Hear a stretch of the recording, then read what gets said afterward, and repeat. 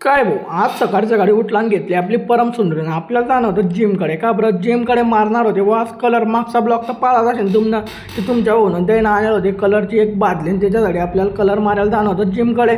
मग शिजाला तुमचा होता एक जिममध्ये पेंटरला म्हटलं तुम्ही आता पटकन नाही का कलर कालवा.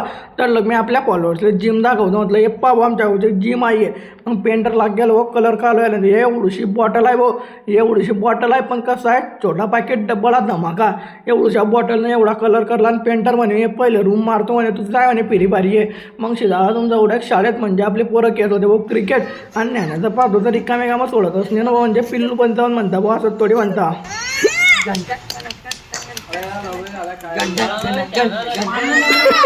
मग तडी बोल जरा थांबला आणि परत आला व इकडे कलर ठिकाणी. पेंटरनं तर एक रूम मार टाकेल होती आणि देवाला आणला सांगून तर देवा तर लाग गेला व जिम मारायला. म्हणजे बेकार काम आहे व आमच्या गावच्या पोरायचं.